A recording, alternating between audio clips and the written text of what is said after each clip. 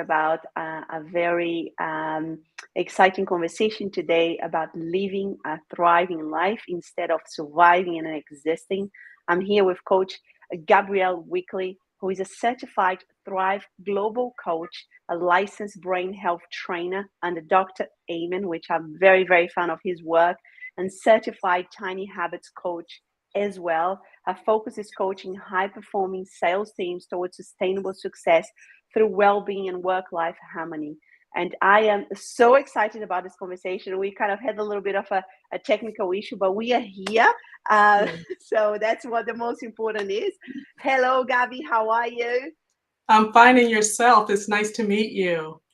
Oh, it's so nice to meet you too. And thank you so much for coming on with us and sharing your personal and professional story. I think there is so much power in sharing our personal stories. I think we learned so much from each other. So why don't you just tell us, how you started on your own wellness journey? And I'll start with my wellness journey, but I'll start with by saying that I used to be a very private person and refused to share my journey. I wanted people to see this public perfect image. But what I learned going through my well-being journey is in most cases that journey is just not for me. It's for the people that I share it with so they can see growth and development also. So let's just go back a little bit in my life. So when I was in my early 40s, I started experiencing chest pain and headache.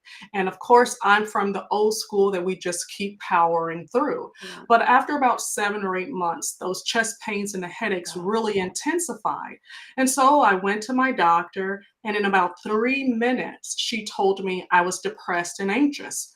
And I thought, no, no, no, no. Wow. Life is good. I'm President's Club. Career is going good. My son and my grandchildren are healthy. My relationship is thriving. Life is good. And she said, well, Gabby, you just have to buy in. You just have to buy in. And I'm thinking to myself, I knew depression and anxiety existed. It was just never relevant for me. And what I mean by that Yeah. is I wasn't sad. I wasn't Mhm. experiencing some of the cognitive challenges that you experience when you're depressed or anxious. And I left that day with a psychiatric prescription and with orders to Wow. see a therapist. And I thought, okay, no problem. I can see the therapist. But this psychiatric prescription, it just did not sit well with me because I wasn't having the challenges where I thought I was depressed and anxious. Mhm. So I went to the therapist, and the theme was the same. You just have to buy in. You just have to buy in. You really need to get your prescription filled. Once you get your prescription filled and start taking your medication, you'll come to terms with and you'll feel better and your headaches and chest pain will go away. Well, Wow. that still didn't sit well with me. So I didn't get the prescription filled. I just held on to it, and it was on my desk for a while. And I looked at it and I looked at it. And one day I was watching television and I came across Dr. Daniel Amen. He had a Mm. PBS special. And what he said just resonated with me. He said a couple things, but first I heard him say, if you're having problems in your life, it starts with your brain. That made me stop and leave the channel there. And I thought, okay, well, I'll give you a few more minutes. I'll listen. And then he said that if you change your brain, you change your life. And now I'm fully Mm. engaged. I'm listening and I'm thinking to myself, okay, I can buy in. I can sit here. But as he went and had conversations, he was talking about the mental health profession and how we typically go to the doctor and get these prescriptions and they don't work for us. And then Mhm. he said it's just like if you broke your arm. When you went to the Mm. doctor, they don't just set your arm, he said. They don't just put a Yeah. cast on it immediately. He said they take you to the x-ray room, they x-ray your problem, they put eyes on the problem, and then Mhm. they set your arm and cast it. And that resonated with me because his follow-up question was, why don't we do that in mental health? And I'm like, Mm. absolutely. Why don't they do that in mental health? Because again, Yeah. I'm still looking at my psychiatric prescription and I really haven't bought into that I'm depressed and anxious. But because this made sense with me, Angelique, I immediately made an appointment with Dr. Amen Clinics to get my Mhm. brain scan because I wanted them to look and pinpoint my problem and tell me why I was experiencing the headaches and the chest Mhm. pain. And I walked through that process, and I can tell you that day that I got my results changed my life. It truly opened my eyes to the first thing I learned. I'm looking at my brain scan, and I said, "Well, what are those three holes there?" And she said, "Oh, those three holes are mild traumatic brain injuries that you experienced at some point in your life." And she said, "The reason they look like holes is because you're not getting the proper blood flow there." Mhm. My heart dropped. Now, let's just take a step back for 1 second, Angelique. So if I have three holes in my brain, Mhm. meaning I'm not getting the proper blood flow, let's just hold Mhm. up our finger really quickly. What will Mhm. happen to this finger if I don't get blood flow to it? Yeah. At some point, it's gonna die off, right? It's gonna change colors and it's gonna die off. And that's what was going on in my brain. My doctor told me that my 40-year-old brain was less efficient and less effective than my 70-year-old mother's brain. And I Wow. also learned that I had ADHD. Now, I thought to myself, "Oh, you can see that I have ADHD on the scan? Now I can understand why I think and act the way that I do." It was like I met myself for the first time in that conversation. Oh my God, there's so many things I want to ask now. When you say about the blood flow, it really resonates with me because during chemo, you get numb. The tip of your fingers it starts getting numb, Mhm. and because there's so much toxicity in your body that is very hard for the blood to go down to the extremities to take all the toxicity out, and that in Absolutely. itself was debilitating. Can you imagine like not getting blood flow in your brain? Now, isn't it incredible how long we can push through physically in our bodies? Absolutely. Like you mentioned, you had a thriving career. You happily in your relationship, kids were doing well, grandkids, everything looked well. Mhm. And and the chest pains were there, the headaches, but you still kept pushing through. Mhm. Mhm. And Even you know after the prescription, like, yeah, I'll look the prescriptions here, but and absolutely. it's really incredible how, and I think what you said at the beginning straight up about the perfectionism, I used to kind of hold this like badge of honor, like I'm a perfectionist. I really despise this word these days, and I think that is just such Absolutely. a not a very good word to even use in any context whatsoever, especially as women. We put so much pressure on ourselves to be perfect when we deep inside we know Absolutely. we can't be perfect because nobody is perfect, right? And we just keep Absolutely. carrying this baggage of like trying to be perfect. And really interesting that when you receive that first diagnosis, it's almost like I can't, this is not me. And of course, you kind of look for more answers, and you were start opening yourself up. This is why Dr. Amen came into your life, right? Like, I think I really believe in Absolutely. the how we can open ourselves to getting the answers, perhaps not the first one that we get, and we took action straight away.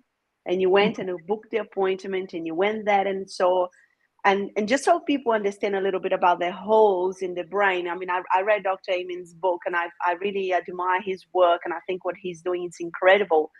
I mean, when you think about, there's lots of brain scans in his book.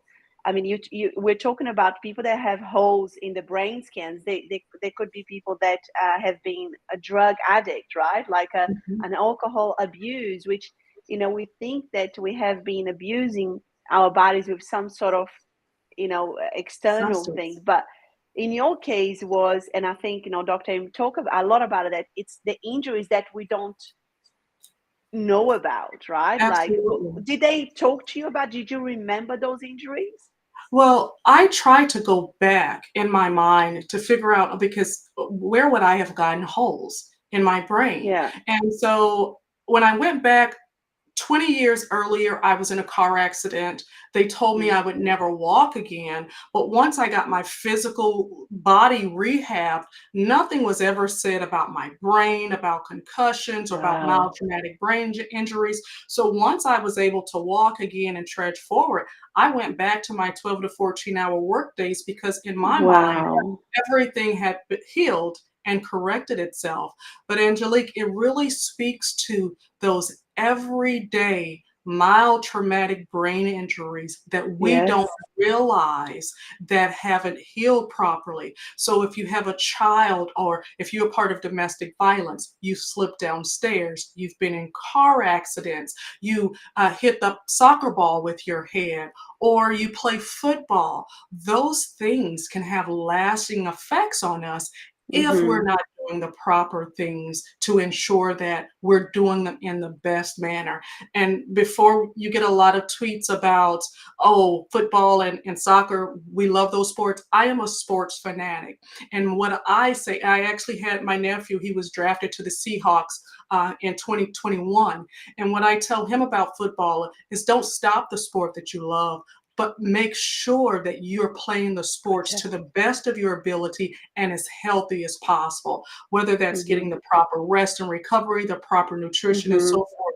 We can still live a full life without without denying ourselves, but it's just a way to live life. There's rules to this, Angelique, you know. Yeah. And also I found very interesting about the ADHD diagnosis, right? Like there's so much talks these days about people getting diagnosed at a later, age after perhaps their kids get diagnosed, and then one of the parents check and, oh, I also have ADHD. I mean, what were the things that you kind of went like, oh my God, this is why I behave like that, like I can't focus, which is what people mostly think about. Or, and again, it's incredible how much you went through your whole life, just pushing through. And I think that, when you don't honor really who we are, and start kind of really pushing through and compensating things, our body let us know about it, like the headaches, like not understanding properly, like how we work and operate as physical, mental, and emotional beings can have a massive effect. How did that make you feel? Like when, like, oh yeah, no, I get it now. Why, I am diagnosed now with ADHD. Right. One of the first things that came to my mind was how I can hyper focus. I just thought I would procrastinate to the last minute, but when I have a deadline to meet, I'll put in those 15, 20 hours. I'm going to meet my deadline. The project is going to be phenomenal, right? So a blessing and a curse of ADHD is the ability to hyper focus. But what I've learned is if I'm in my hyper focus stage, I've over executed my flow stage. So nothing was That's ever beautiful. easy for me. Nothing was ever consistent for me. Another thing with my ADHD is I would stop and start things. Now, if I said I wanted to work out, I would start to work out, I would hit my goal, and then I'm done with it, as if I didn't need consistency to continue those results, right? So just starting and stopping things. And then another way that it presented for me, I'm not a hyper person, but when I'm angry, I am very hyper. When I'm angry, I am very rigid, and those are some of the symptoms of ADHD. And I caution people to understand that ADHD is a diagnosis of trauma. So if one child has it, one of the parents have it, and all the children from that parent has it. And there are several types of Yeah. ADD.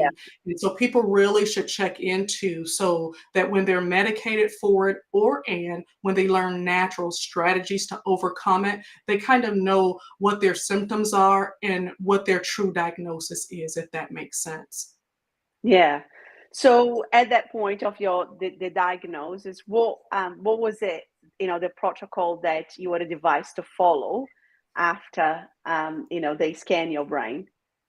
Well, when they told me that my 40-year-old brain was less Yeah. functional and efficient than my 70-year-old mom's, and that I was on the path of Alzheimer's and dementia, what do Wow. I need to do to fix it? I'm all in at this point. You tell Yeah. me what I need to do and I'll fix it, you know? And she told me 3 things to do. And I was just like, no way. Those are the simple things. Those must be the starter steps. The first thing was nutrition. Wait, what? I have holes in my brain. I'm forgetting why I'm Yeah. walking into the kitchen. I've been talking to a client for an hour and I can't remember their name. I'm having Wow. these headaches and chest pain, and you're telling me I need to eat better? Then the second prescription was better exercise or movement. Wait a minute. This just seems too simple to be true. Now, Yeah. because those injuries were old and they were not healed, I did need 90 hours of hyperbaric oxygen chamber. So the prescription, nutrition, a better diet, more exercise or movement, and the hyperbaric oxygen chamber was able to get me to a person where now I know where my car keys are. Okay. I'm very consistent with my decision making, right? I'm able to say, yes, I want to lose weight, or yes, I'm going to eat healthy. And I can consistently make those good decisions every day Wow. to achieve those goals. And then, two, I don't have to take anything for focus. I don't have to consider um, my brain works. It clicks on every level. It's like, okay, I don't even remember thinking this good and clear when I was in Yeah. my 20s. But diet, Yes. exercise, and hyperbaric oxygen was my solution or my prescription. I think it gives me goosebumps when you said about nutrition. You're like, wait a minute, like, are you serious? Like, you're gonna tell me that I need to eat better? I mean, we all know that nutrition plays a massive part of our health, right? Like, but of course, the Mhm. state of the world health, it is appalling these days, right? Everybody, seem to know what they need to do, but nobody's actually doing it. Mhm. How did you go from somebody who, went, okay, well, those are the simple things that I need to do, that I am not doing consistently, to actually taking action to doing? You work as a coach, and I work as a coach. There is, I can come up with like lots of different excuses that people are going to come up with, like, oh, but you don't understand, I've got HDG, I can't focus, so I can't eat consistently healthy, I can't consistently do my exercise, I can't consistently plan anything. Oh, but you don't understand, I have to work 15 hours a day. All of those things start coming to place, and it sounds like we are very similar in the sense that, when I was diagnosed with cancer, it was like, okay, well, I need to sort myself out, and I Mhm. can't wait a minute longer, and I Absolutely. just did it. So what are the things that you would, maybe one or two or three things that right at the beginning, when you were making those changes, that you would advise people to actually do? Well, for me, what was the needle, the point that moved the needle for me was my why changed. Before, Yeah. when I used to work out and I stopped, it was just to be cute. It was just to look good. It was okay, we're going on vacation, I need to fit in that swimsuit, or I have an awards banquet, Yeah. I need to fit in that dress. So, but when your why changed, now I need movement in my day so that I can think and function properly and consistently make good decisions. For me, it was the why change, right? Yeah. But at 50 years old, I was very afraid to say, okay, I've often tried to create habits and I couldn't create them consistently. So, am I going to start down this path and am I going to give up? And then if I Yeah. give up, then what? Am I going to revert back to old behaviors? That's why once I understood my hardware, which my brain was the hardware, I got the brain scan, I understand the tools that I'm working with, and I went a little bit further and I understood the software. The software is my mind. I'm now able to manage my mind. How do I get myself to consistently take action? And I knew that I wasn't equipped to do that on my own, or I would have done it all my life. So that's when I learned Tiny Habits and Dr. BJ Fogg, which Hmm. totally changed my life. Yeah. Because one of the biggest myths, Angelique, is that it takes 21 days to create a habit. So I all of agree. us start January 1, and we go to the gym, and we are all, we're forcing ourselves to go to the gym toward the end of January, and we're typically done by February or mid-February. And I wanted to know, what was I going to do differently, or what kind of strategies was I going to have Yeah. this time to make the difference and to allow me to be very consistent. And going through the Tiny Habits Academy, for me, if I get a certification, if I'm going to teach this, I'm going to live the message. I'm just a genuine, Yes. authentic person. My goal is to live the message, not through convincing you, but through showing you. And one of the things, I first read the Tiny Habits book by Dr. BJ Fogg, but one of the things that really resonated with me is his method of simplicity. We are a society of go big or go home, right? We're a Yes. society that we don't get a participation trophy. You either place or it's irrelevant. So when he states that emotions create habits, and Mm-hmm. that made sense to me. I thought, okay, what kind of emotions do I need to create within myself to make this Mm. a habit that sticks?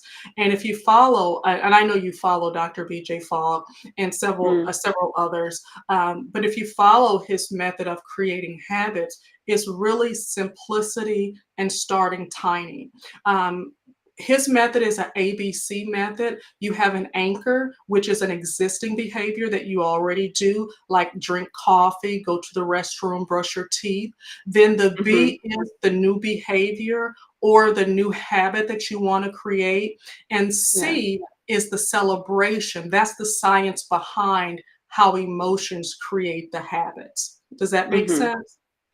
Yeah. I mean, I lived through that myself during chemo because I could only take tiny steps, so Yes. I didn't have any other choice. So for me, it was very much when I read the Atomic Habits and the Tiny Habits, is very much what I lived through, and I think James Clear and the Tiny Habits is just a methodology for people to kind of put names into the steps or, a process in place. But like I said, I lived through that and I still, I am a living proof of that, like just like yourself.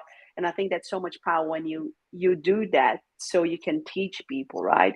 Mhm. And because people still find a way to go, but what about but I can't do this because of that. I can't, like, but what about this? And in your situation, it was, the kind of the diagnosis was like, this is not looking great, like this is looking green, right? Like, do you want to have Alzheimer's or dementia? But let's face it, 95% of people would have received that and gone, ah, yeah, but you know, I'm still living, I'm still going to work.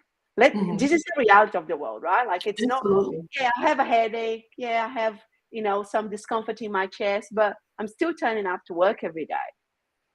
Me and it takes an enormous amount of courage to go, you know what, like, I'm gonna do this.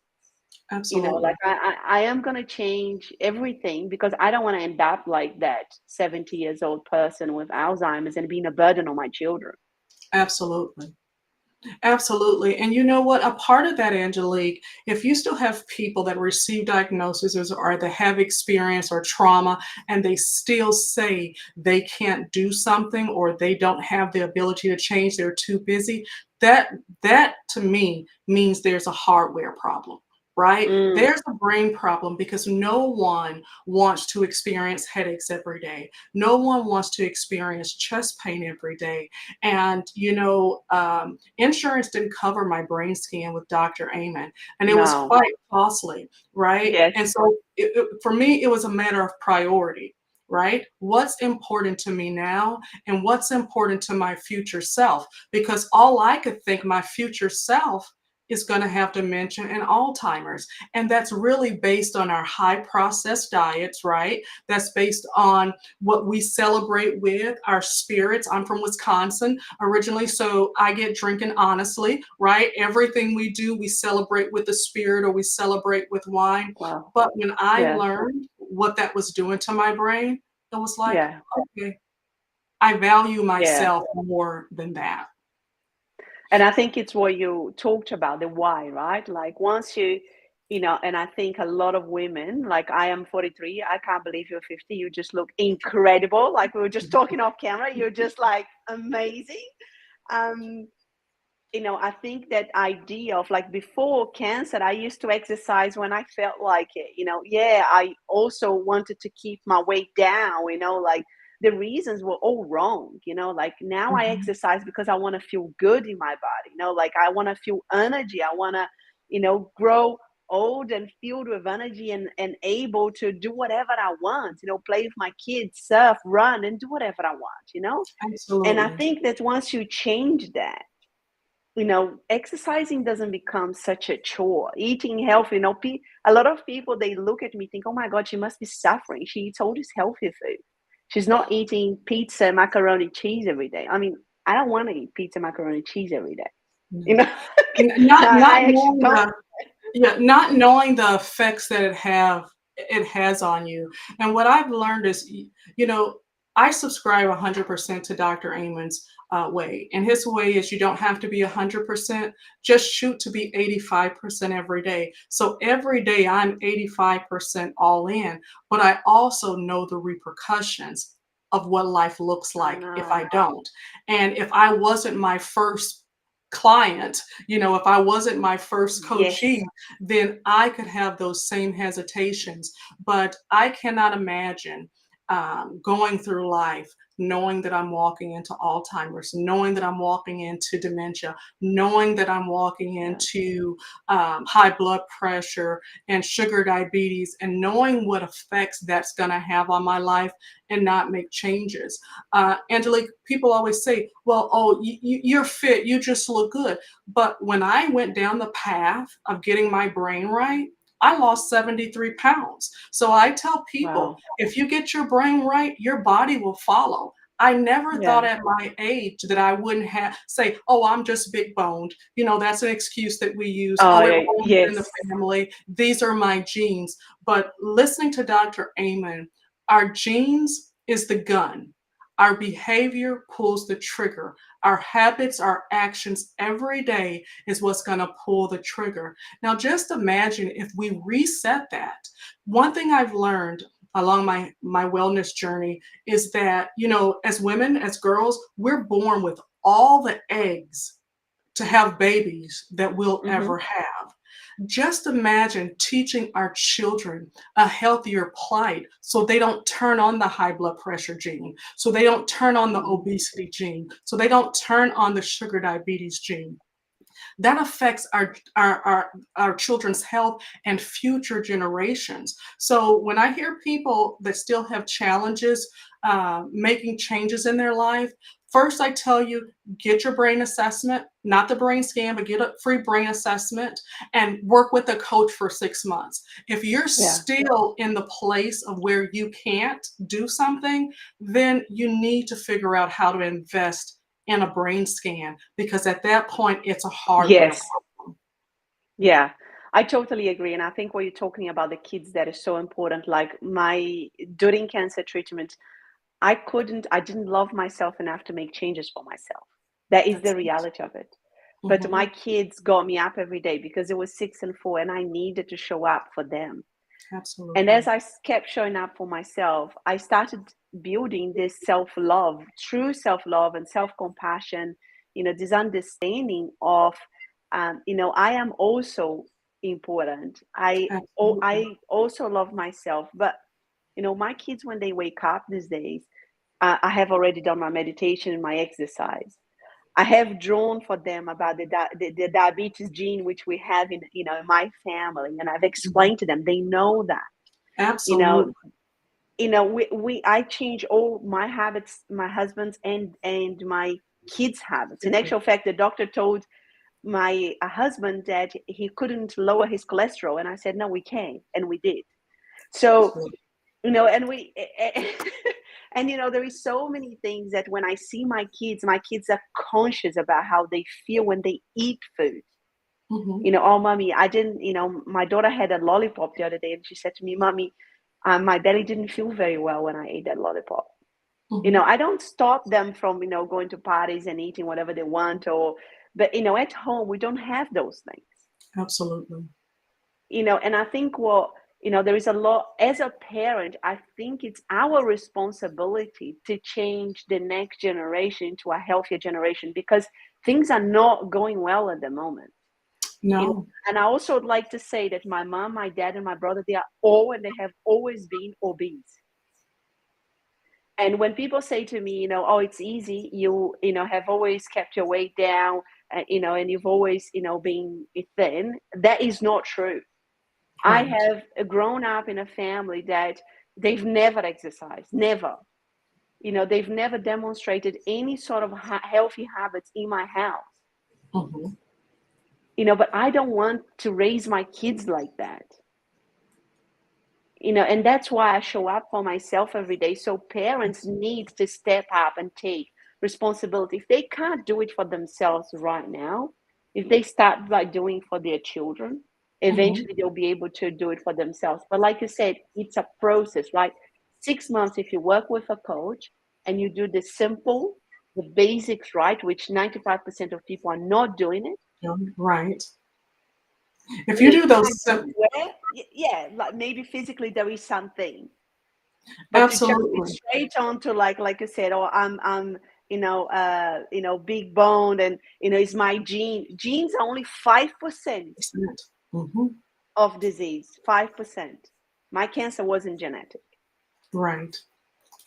You You know. know, where I tell people to start, those people who haven't had the experiences or the life experiences that you and I have had that change our why, start with the basics. The basics is sleep 7 to 9 hours a night, right? Get the proper hydration. Our brain is 80% water. You need solid water, basic water to hydrate your brain. And then minimally get eat properly, you know, have a Mhm. nutritious diet, get your fruits and vegetables, because if you do have an injury that you're not aware of, you're working and you're healing those injuries just based on those three things. I'm a huge proponent of sleep, and most people Me don't too. understand. And if you don't mind, if I just share this one little bit, Yes. Dr. Amen says that when you go to sleep at night, your brain washes itself. So imagine Mhm. this, Angelica. Imagine you waking up in 4 or 5 hours rather than 7 to 9 hours. Now you feel burnt out or you feel like you have brain fog. Now, I look at my brain washing itself like going in a car wash. I go in a car wash. If I go through the full cycle, my car is clean, it's dry, there's no streaks, Yeah. we're good to go, it's optimal, fully functioning, let's roll. Well, what happens if I leave mid-cycle of the car wash? Yeah. Now I have suds that are drying, everything is Yeah. streaked. When I let my windows down, I can't see clearly, right? That's what people are calling brain fog. That's what they're calling burnout. Yes. And it's no, you're just sleep deprived or you're dehydrated, because when we sleep, we lose a liter of water a night in our sleep, Mhm. right? But if you wake up first thing in the morning and you drink a cup of joe or a cup of coffee and you don't drink water to replenish what you've Yeah. lost, they say that's also burnout. No, that's dehydration. So before we assess or simplify our problems and create these diagnoses, let's first make sure we're doing those basic things to take care of ourselves Yeah. so that we can not only perform, but perform on an optimal level. I love that. I love my sleep. And I Oh, literally yes. run to my bed at 9 o'clock every night. Mhm. I have a friend that said, but you can't, Angelica. Like, there must be some days that, you know, like, you're not going to be able to. I said, nah, there is no, Mhm. unless the house is on fire, which it Absolutely. hasn't happened in the last 5 years. I just run to my bed. And I think Mhm. people keep compromising on those simple habits. Absolutely. And they don't understand that the compounding effect of not only one day sleeping for 8 hours, but every single day, the compounding effect of every single day of going to bed and having those 8 hours sleep. And I think for people that are younger than us, and this probably will resonate with you. When you are in your 20s, you think you are invincible.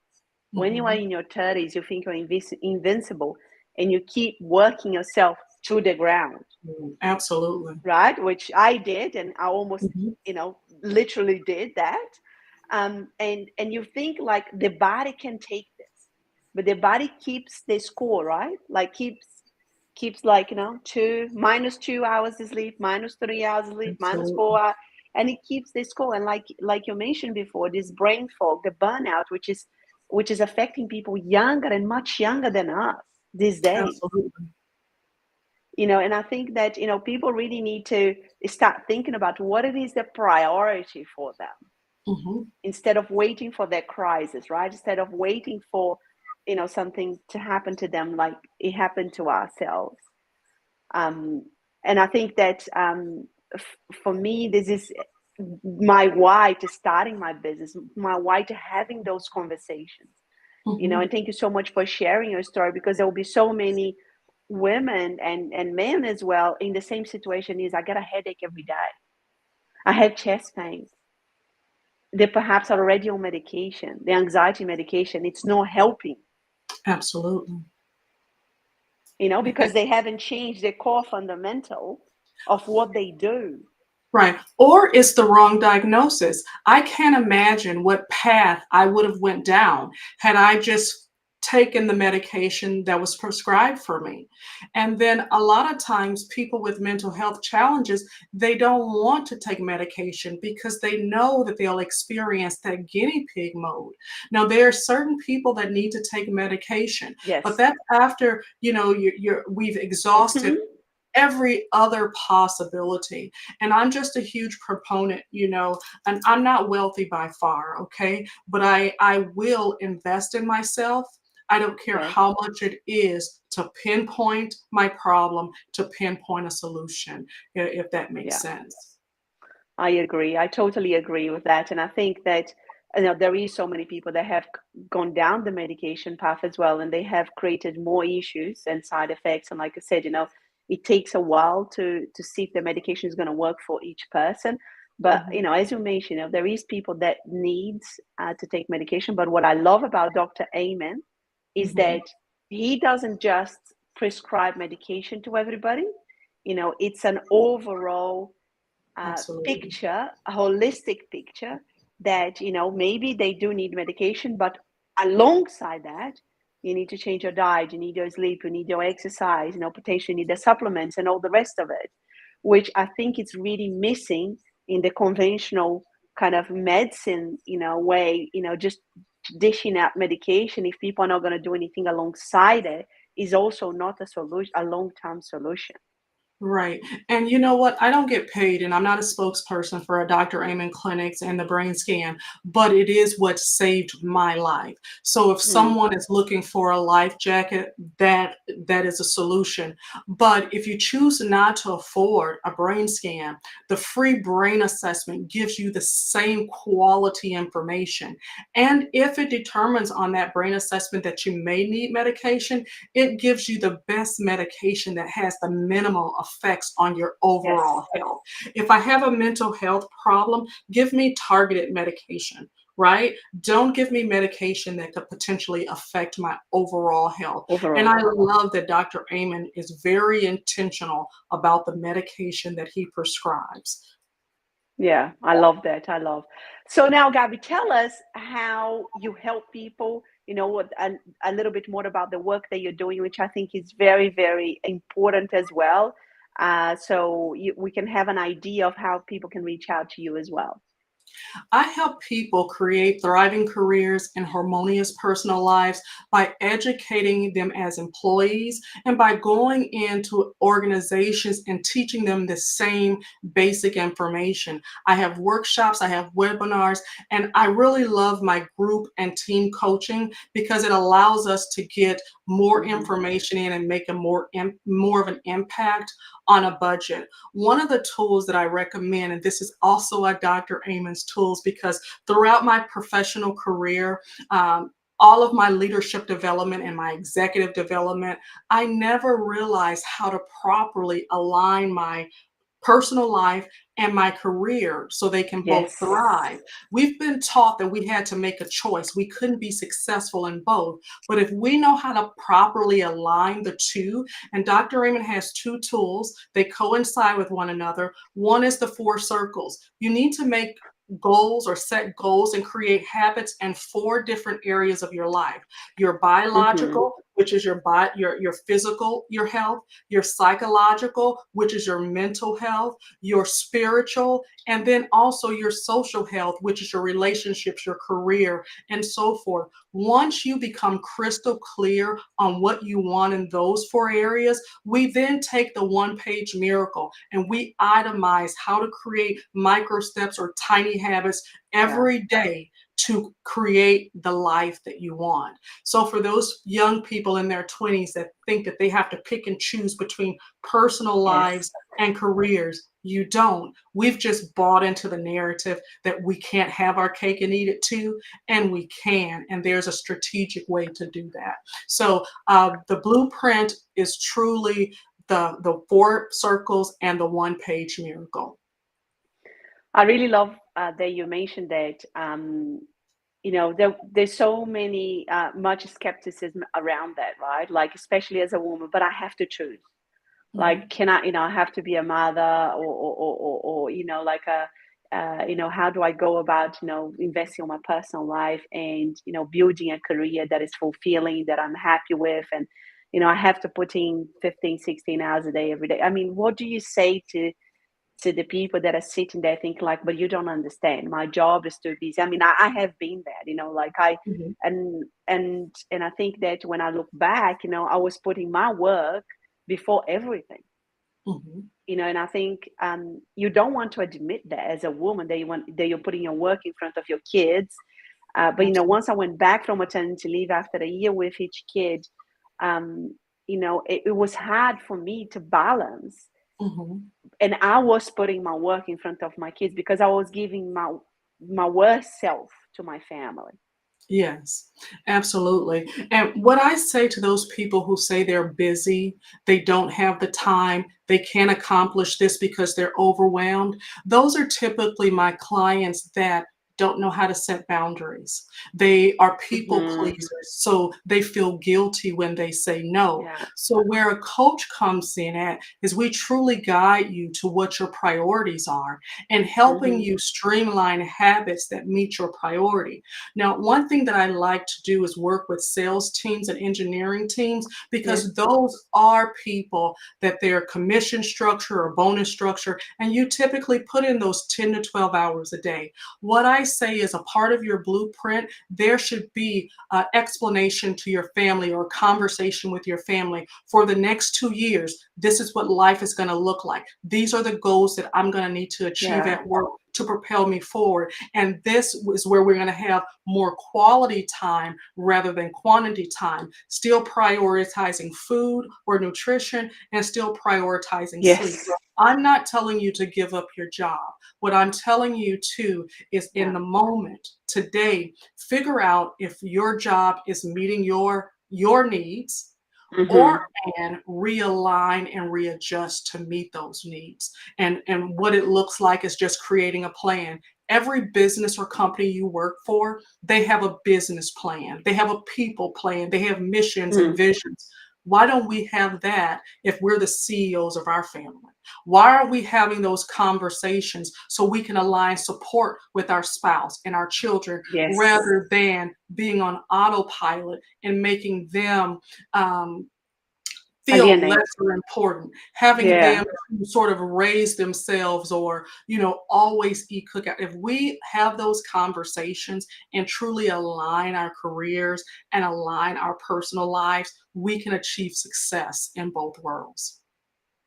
I love that, because I was in sales before as well, and I felt that pressure, especially when I think it's such an important conversation and an investment on yourself. If you are working in sales, into working with somebody like yourself, because you can't see your blind spots, especially when you're a high achiever. You've just got that goal, and you can't see anything happening on the outside, and it takes somebody from the outside to help you see things from a different perspective, to Absolutely. help you see that you're living from a place of constant pressure, that it is going to affect your health, like hands down at some point. It might not be today, but if you keep doing that, it will. And how many millionaires do you see and celebrities that you see have all of these materialistic things, but they don't have family, they don't have relationships, they don't have purpose, they Yeah. don't have value? It's because they chose one over the other, and you can truly align those if you work towards it. Yeah, I love that. So now how can people reach out to you? They can reach out to me at GabrielleWeekly.com. If you go to GabrielleWeekly.com, that's my website. My email address is right there for you to email me or to connect with me. But you can also take the free I'll brain add it. assessment.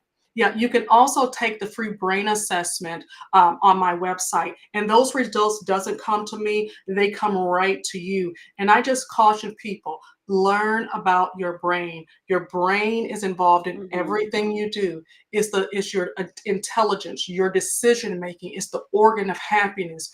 You can't truly thrive in both areas of life without that basic It's your brand. component. Yeah. Yeah. Amazing. Thank Yeah. you so much, Gabrielle, for all your insights, your personal experience, your professional, and everything that you shared with us. I really, really appreciate your time. Thank you so much for being here. Yes, it was my pleasure. Thank you. Take care.